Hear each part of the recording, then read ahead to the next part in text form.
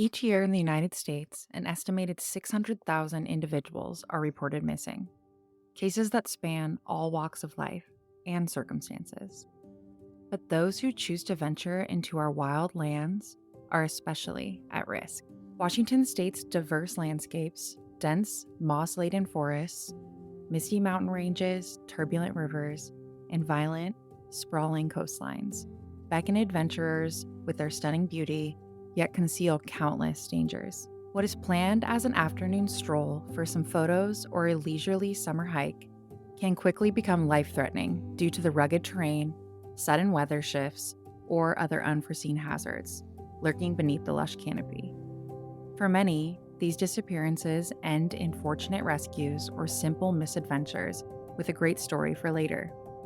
But some vanish without a trace, leaving behind nothing but unanswered questions and a reminder that nature doesn't always nurture. Sometimes, nature transforms into a force that quietly takes and never returns. Welcome to Wild Curiosity. Hey, everybody, welcome to episode 13 of Wild Curiosity. I'm Mandalynn, and today I'm going to share a strange missing persons case with you. Are you guys ready? Okay, cool. Here we go. This story takes place in the beautiful and diverse Olympic National Park, nestled within the peninsula of Washington State. Not far from the eastern park boundary is the Staircase Rapids Trailhead. Let me start by giving you a little bit of a rundown of this trail and the area so that I can set a scene for you guys. But first, I wanted to give you a little bit of history on the area because we all know I love history and how this area, the staircase, got its name. According to the National Park Service, in 1890, Lieutenant Joseph P. O'Neill led the first exploratory expedition across the entire southern stretch of the Olympic Mountains. His group of soldiers and scientists surveyed the watersheds and peaks of 9 rivers and their tributaries. They cut a 5-foot swath of trail across 93 miles of wilderness. More than 100 years later, you can follow their lead and hike part of the same trail into the wilds along the North Fork Skokomish River. In an era when exploitation went unchecked in the Northwest, O'Neill set a camp rule. No animal was to be shot unless it was needed for food. He worked hard to uncover the mysteries of the vast wilderness, and his one wish for the future was that it retain its wild character. A place with animal populations and ancient forests still intact. A place where people could forever come to gaze upon magnificent, unaltered beauty, which I thought Lieutenant O'Neill seemed like a pretty good guy. You will see no staircase at Staircase today. In 1890, when Lieutenant O'Neill and his crew blazed their trail through the Skokomish wilderness, the rock bluff across the river from the campground was a major obstacle. To get over it, they built a cedar staircase. Until the Shady Lane Trail was built in 1911, the Devil's Staircase was the only path over the bluff. The name and O'Neill's legacy remains. So, yeah, that is why it's called the Staircase Rapids. Okay, now, quickly, I'm just going to read the description of the trail from the Washington Trails Association. Staircase Rapids is a beautiful 2.1-mile loop trail following the North Fork of the Skokomish River. The visitors here will enjoy the Olympic old-growth forest with a lush understory of mosses and ferns. As a loop, it's hikeable either way, but this route describes a clockwise approach. Start by heading up the Staircase Rapids Nature Trail. This trail sticks close to the river, though a berm sometimes blocks the view of the river itself.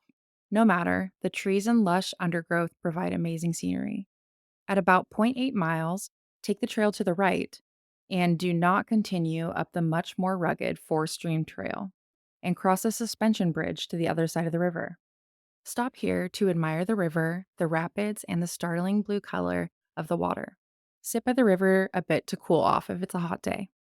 Once you've enjoyed the riverside enough, head to the junction of this trail with the North Fork Skokomish River Trail and follow the trail downstream just over a mile to return to the ranger station and parking area. So the trail and area I'm taking you guys to is pretty easily accessible as far as Olympic National Park goes, right inside the park boundary. I think barely 300 feet of elevation gain. It's 2.1 miles round trip for the whole loop. So, really easy hike. And it's here on June 24th, 2006, in the trailhead parking area that we meet 47-year-old Gilbert Mark Gilman.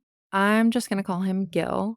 And the reason we know Gil was for sure there, other than, of course, his car, was because Staircase Ranger Sandy Lustig heard loud music coming from the parking lot that day.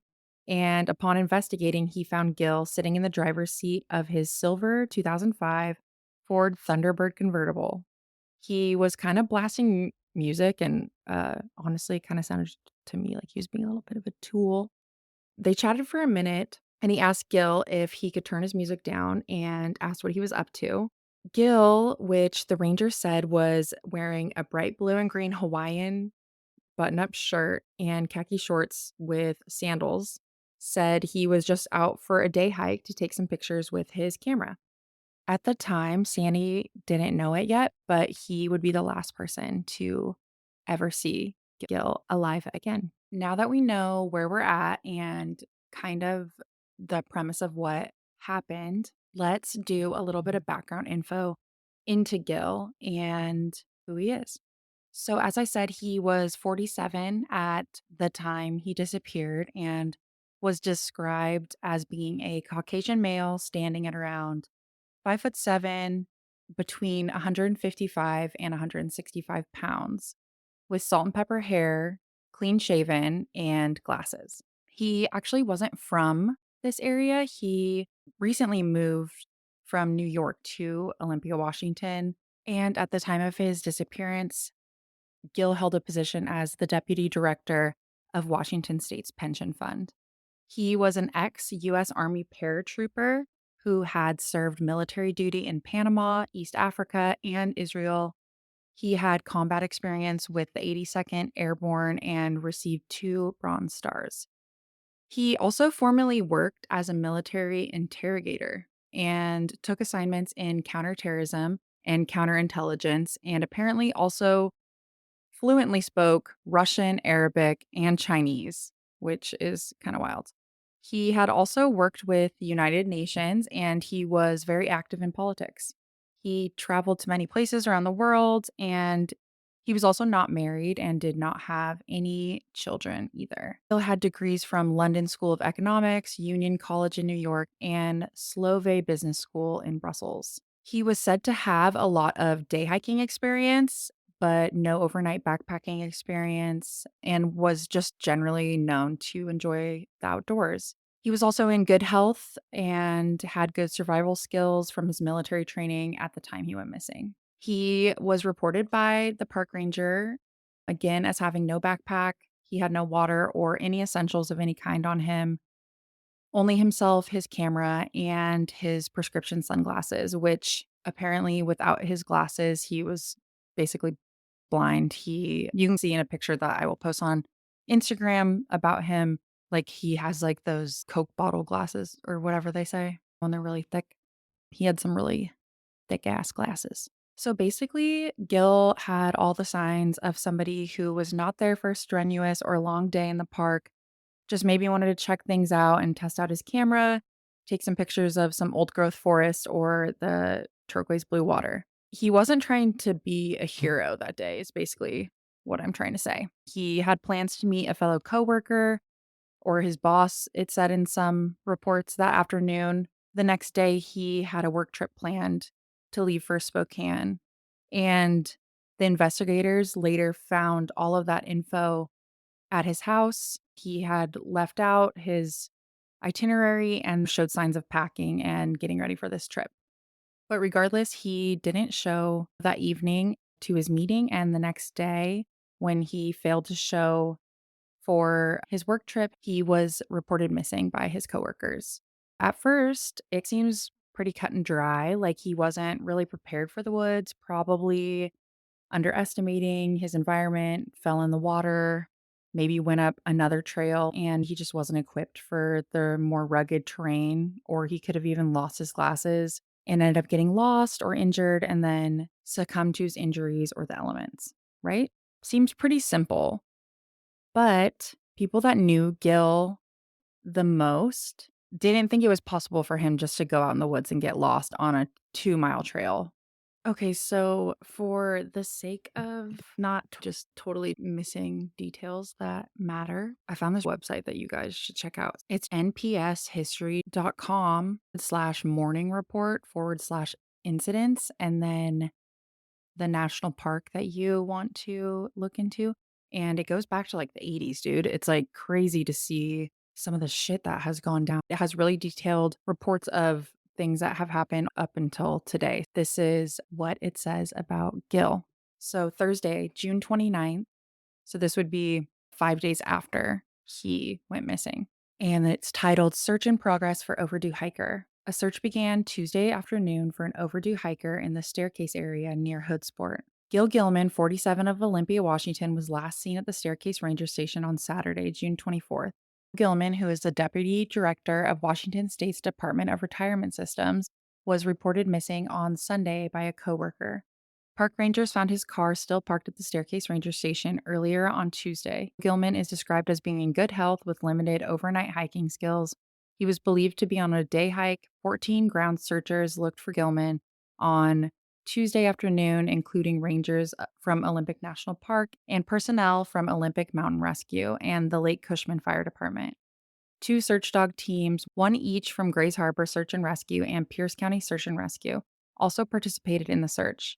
No clues were found. Searchers were asking anyone who may have Gil Gilman since Saturday to contact Olympic National Park at whatever the number. And then it just talks about his stats, his weight and height, and salt and pepper hair, clean shaven, wears glasses, and was last seen wearing khaki shorts and a Hawaiian shirt of blue and green colors. Then the next entry for him was Friday, June 30th, so the next day, 2006. Search continues for overdue hiker. More than 40 people continued the search Wednesday for missing hiker Gil Gilman. He was last seen by a ranger on Saturday, June 24th, when he parked his car at the Staircase Ranger Station. The Staircase area, located approximately 19 miles northwest of Hoodsport near Lake Cushman, provides access to 4 trailheads. Wednesday's search included personnel from the park and Olympic Mountain Rescue, as well as 4 search dogs and their handlers from Pierce County Search and Rescue and Grays Harbor Search and Rescue. A helicopter and a Washington State Patrol airplane were also utilized. The plane, recently outfitted with infrared sensors, can detect heat signatures on the ground. The search area covered between 30 and 35 square miles, but no sign of Gil was found. Gilman is described as being in good health and works out regularly. He moved to Olympia about a year ago, so he has limited overnight hiking experience in this area. He was believed to be on a day hike. Fast forward to Wednesday, July 5th, 2006. Search continues for overdue hiker. The search for Gil Gilman, 47 of Olympia, Washington, entered its 7th day on Monday. No sign of him has yet been found and no clues have been discovered regarding his travel direction. Over the course of that day, 2 search dog teams from Pierce County Search and Rescue extended their search within the high probability zone, covering areas not previously visited by search dogs. A contracted Jet Ranger helicopter from Northwest Helicopters continued search by air. Almost 40 ground searchers continued off-trail searches within the 30 to 35 square mile search area. 2 kayakers again covered the waters of Bear Gulch. None of these efforts resulted in evidence or indication of Gilman's whereabouts. 4 to 6 swiftwater rescue experts from Thurston County Search and Rescue were to join the search on Tuesday. These teams were to employ a special underwater camera in the whitewater sections within the North Fork Skokomish River, enabling a search of areas that have been inaccessible to snorkelers and river search teams in previous efforts. Park officials are encouraging anyone who may have hiked this area and seen Gilman on the weekend before last to contact the park. Then it goes in again to his stats, what he was wearing, and it continues the next day, Thursday, July 2006, search for overdue hiker is scaled back. On Tuesday night, search managers decided to scale back efforts to find Gil Gilman, 47, who has been missing since June 24th. Efforts to determine his travel plans or find any clues to his whereabouts have been entirely fruitless. We've explored both the logical and more remote scenarios of what Mr. Gilman may have done, decisions he may have made, and routes he may have chosen, but none of them produced results, said Ranger Mike, who headed the search effort. No one knew of his plans, and we found nothing to help determine where he might have gone. We've reached the limits of what we can do. Rangers found Gilman's car in the staircase parking lot and began a search that daily included 40 to 60 rescue workers in addition to planning and support personnel. The search area covered waters from the North Fork Skokomish River, headwaters of Lake Cushman, forested slopes, high elevation meadows, and peaks surrounding the river valley. Ground and search dog teams, a helicopter, a fixed winged aircraft, kayakers, snorkelers, and river rescue personnel combed the 35-mile search area for 8 days. Despite excellent visibility, swiftwater rescue experts found no clues from an underwater camera search of whitewater reaches. Park and volunteer search and rescue personnel logged over 5,000 hours in ground searches of the area. Although the major search is now suspended, park rangers will continue a reduced search for Gil Gilman over the coming days. So that was the last report on the National Park Service incident page. Locations Unknown actually did an episode on him. And if you haven't listened to Locations Unknown, it's a podcast. These two guys do cases of missing people that have never been found, especially in the woods and forests, wilderness. And so they always do like this segment where they talk about what they think happened, and it can be like totally off the wall. It's like aliens, conspiracy theory stuff. But I think the most intriguing part of this disappearance is that his case actually remained open more than 10 years because not only the people that were close to him, but law enforcement also believed that he could still be alive and maybe vanished on purpose. Let's get into kind of some possibilities of what may have happened. I think there's a couple of really crazy ones, and then I'll tell you guys what I think happened. So, according to the Charlie Project, authorities in Gilman's family believe he may still be alive and may have left of his own accord. His bank accounts are still being monitored in accordance with the theory that he went missing intentionally. There is speculation that his disappearance is related somehow to his work. Gilman's mother believes he may have decided to become a spy for the United States government and disappeared as a result. There is no evidence to support any of these theories, but his case still remains unsolved. So maybe he was wanting to trade in his Hawaiian shirts, his convertible and photography hobby for a 007 lifestyle. I don't know. But his mom is quoted saying that Gil lived a very secret life. That was one thought. Also, apparently, if you do take one of these other trails back behind the Staircase Rapids Trail, it will eventually, with some bushwhacking, lead you to a forest road. And so people have thought maybe he went out there on purpose to disappear and have a story for his disappearance. Close to a decade would pass before his mom, Doris Gilman, filed a petition with the Thurston County Superior Court to become the official estate trustee with the authority to close the estate. Basically, his family just wanted him to be officially presumed dead, but in order to do that, the individual must be missing and not heard of for at least 7 years with an absent that is, quote, not satisfactorily explained after diligent search or inquiry, unquote, according to state law. So in June, Gilbert Gilman's mother filed a petition with Thurston County Superior Court to become the official estate trustee with the authority to close the estate. A judge is expected to declare Gilbert dead at the hearing on August 27th. In 2008, a report by Cairo TV showed that Gilman had previously worked on top secret military intelligence assignments and led a mysterious life. A 2014 episode of the show called Dark Minds by Investigation Discovery, they suggested that Gilman was a possible victim of Alaska serial killer Israel Keyes. If you guys don't know who Israel Keyes is, he was this serial killer that apparently killed people from one end of the country to the other.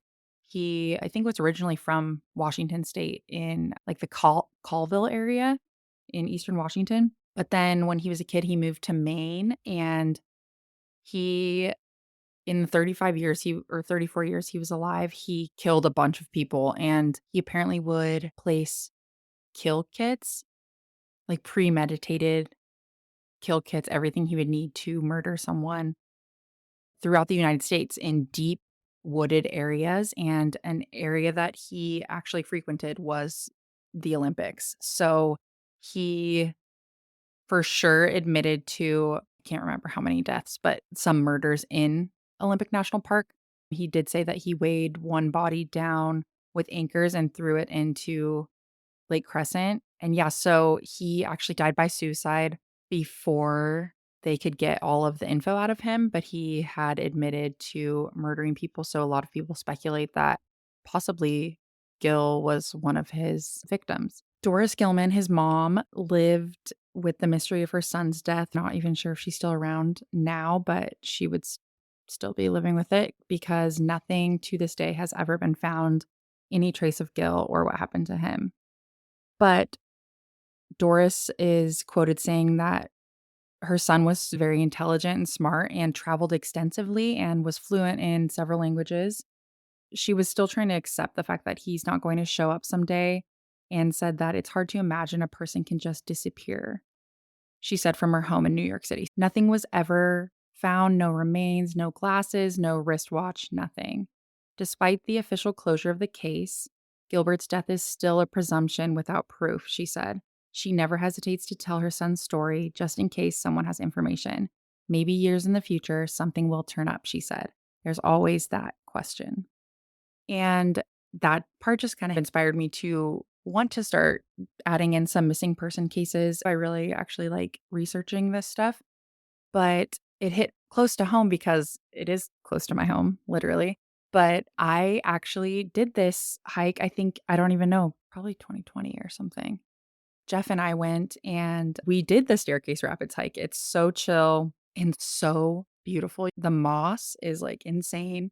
The water is this crazy turquoise blue, and you walk over the suspension bridge, which apparently when Gil went missing, there was a different bridge then that eventually got washed out. So they have since built the one that a little higher up off the river so that can't happen again. But yeah, that was part of the mystery too, was it's so well signed. It's just crazy to me that someone could even get lost out there, I guess. One thing that on Locations Unknown, they ruled out it being an animal attack, but I think that's something that needed to be revisited.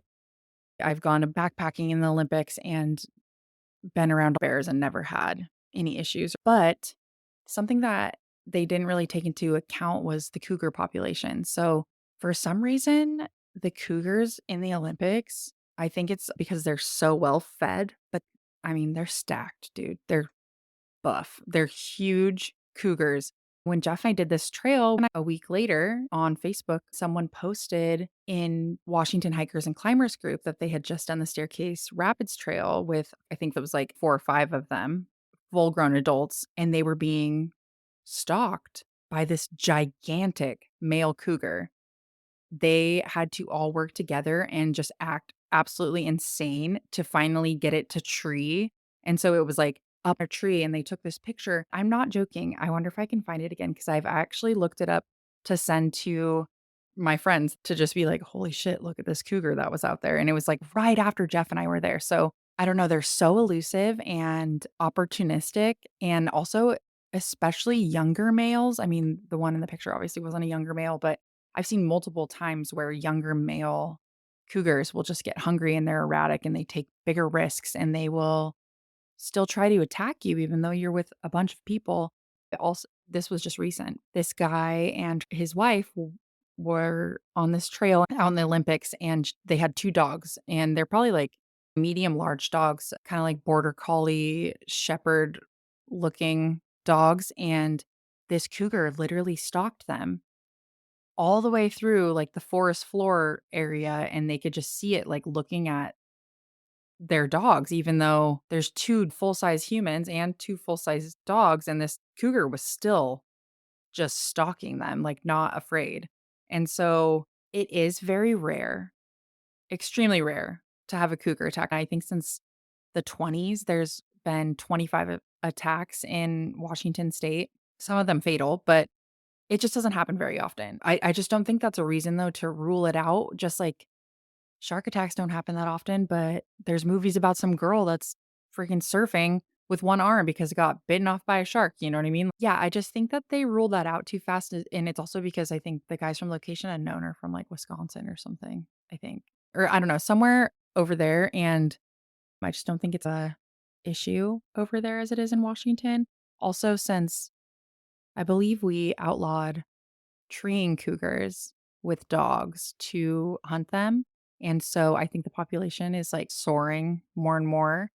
But yeah, so nobody knows what happened to good old Gil, but I do hope that there is closure one day, whether they find his remains or later he retires from whatever crazy spy job he's currently doing. Maybe he'll be a whistleblower and we can actually find out what happened to him. Maybe, like I said, they'll find his remains and find out it was an animal attack, or possibly, who knows, drowned in the river. It's just really crazy. We've never even found like any clothing or any. Another kind of crazy fact I read was between 1995 and the time of Gil's disappearance, there were 42 searches for lost hikers in the Eastern Olympic National Park, including 4 that ended in fatalities and 1 which the person was never found. In the 80s, also, 2 hikers were lost in the Staircase area and were never found. So, if you do go to Staircase Rapids or to that part of Olympic National Park, keep your eyes peeled for any remnants of Gil Gilman. What do you guys think happened? Do you think that he's a spy? Do you think he got attacked by a cougar? Do you think he broke his ankle or got pinned between rocks or drowned? Like, what are your thoughts? I want to know what you guys think. Let me know in the comments, please. All right. So that's pretty much everything I got on Gil Gilman and the mystery. If you enjoyed this episode, please let me know by leaving a comment so I know if I should do more like this. Also, let me know if I should do a future episode on Israel Keys, because I think that would be really interesting. Meanwhile, as the mountains continue to melt, be smart. Always let someone know where you're going and when you plan to return. Better yet, don't go alone if you don't have to. And if you do, get an in reach. All right? All right. Thanks again for listening and stay tuned for episode 14 in 2 weeks. And I'll see you guys then. Stay curious, explore the wild, send this episode to your friend and tell them you hope they never go missing. All right, good talk. See ya.